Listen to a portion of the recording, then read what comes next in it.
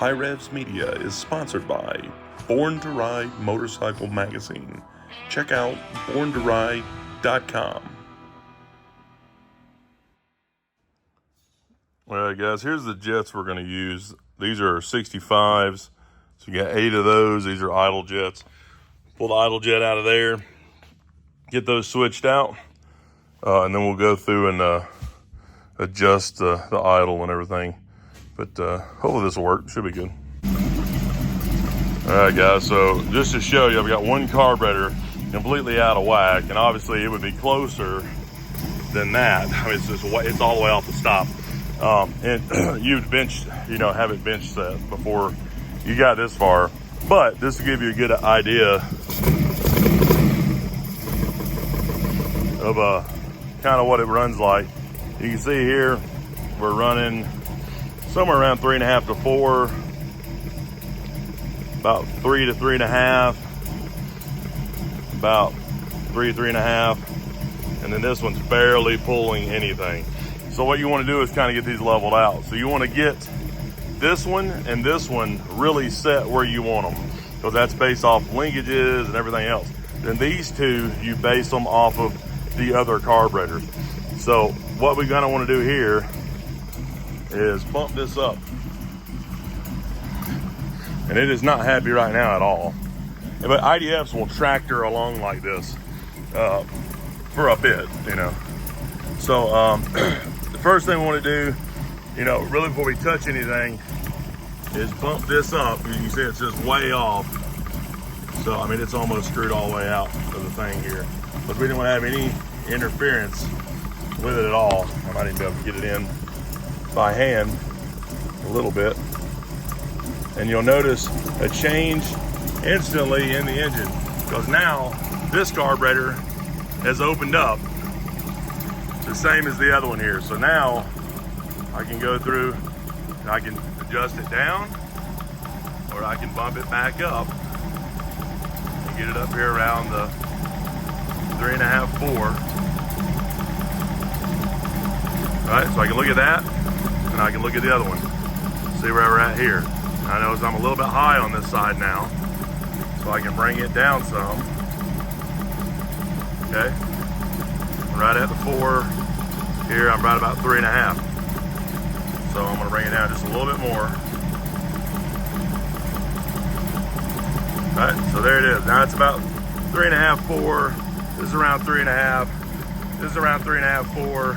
That one's around 4, so it's a little bit higher. So I could bring it down, but as long as they're fairly close, that's all that matters. And now you can see the engine is much happier, and now it's actually back to running correctly and camming a little bit. Now I haven't put the idle jets in. This is the first step, is really just getting everything synchronized so it comes off idle like that. Make sure it revs right up, no problems. And then we're good to go. So now the next thing I'm gonna do is pull out the idle jets. So this is the idle jet right here.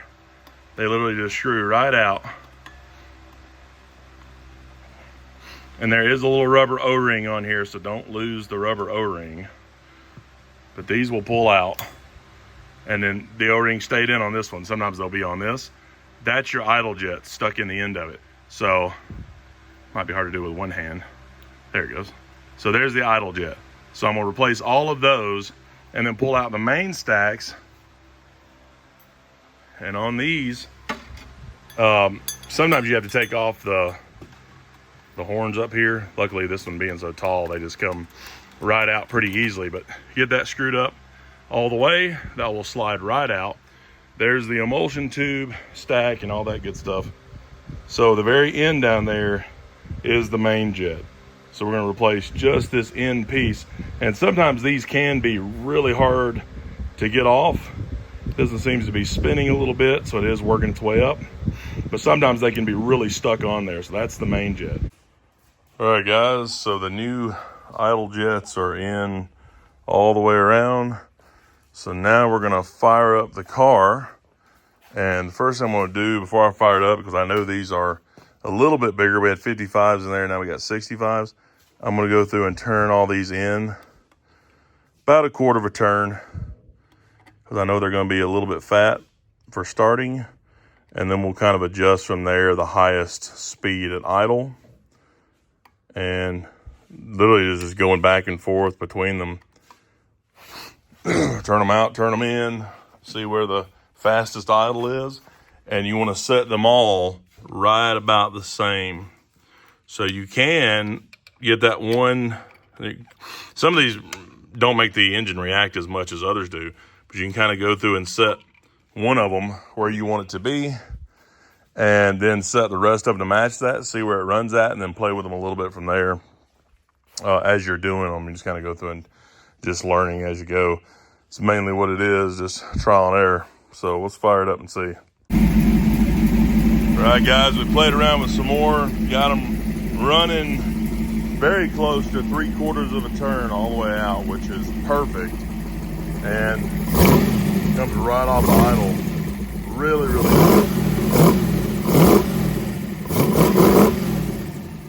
Oh yeah. It's coming right up off the idle. It's idling good. It's idling pretty fast, which is fine, because when it kicks into gear, it'll drop it down.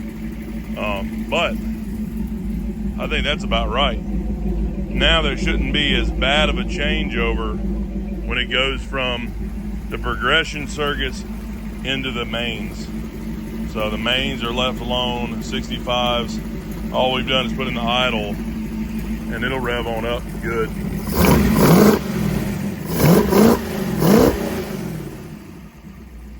Yeah, that's doing really, really good. So I think I'm gonna run it there.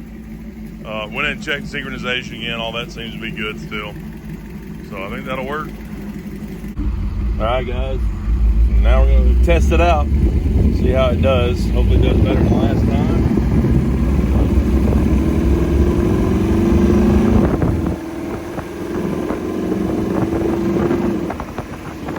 Seemed a little bit grumpy right then, taking off real slow.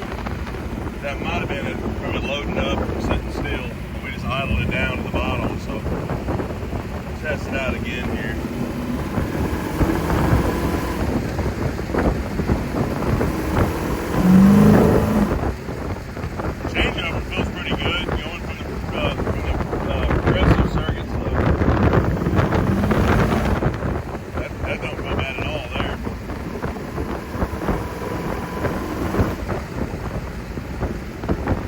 Windy, so we're sorry about that.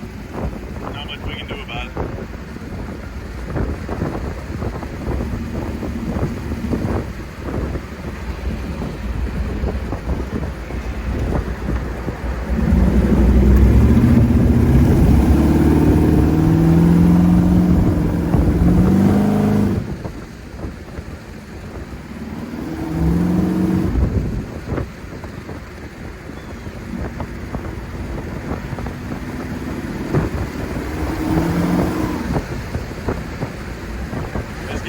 Little spot that's not perfect.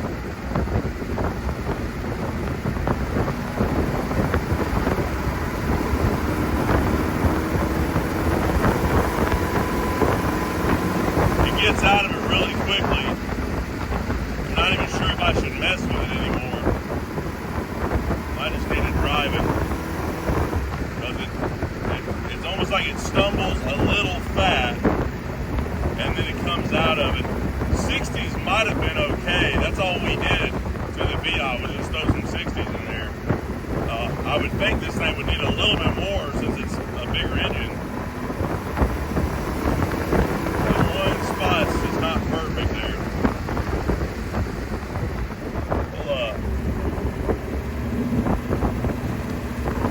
We'll try it right up here.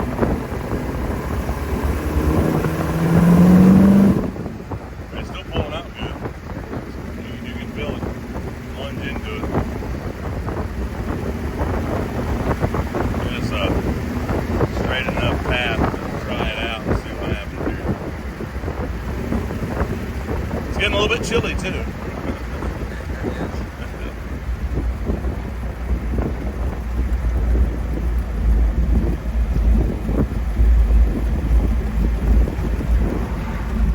So let's just try it up from here and see how it reacts.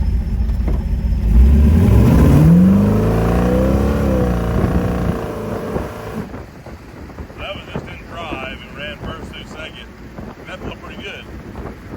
think so? Yeah, it did good. I didn't think that was. I didn't feel too bad. And even the cruising doesn't feel bad. But really, you know, you're running. This thing's only a 3-speed, so it kind of runs higher, anyways. But at normal, you know, you're not really in the mains at all. You're in the progression circuits, and it's not bad there. I might still end up buying some 60s and trying that too, but this doesn't feel bad. There's a little bit, like I said, of a spot it's just not super happy with. I mean, this is hot rodding, just playing around with different things, and this is all part of it, just adjusting stuff.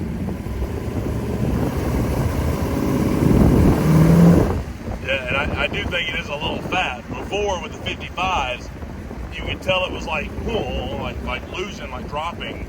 Now it feels like it's loaded a little bit. It's going just a little bit. One little spot there. So I might end up getting some 60s later on. We'll try that too.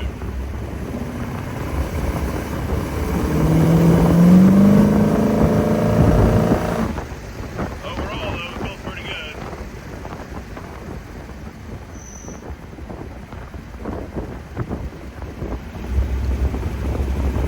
So that's it for now. We've adjusted on it some. This is where we're at for now.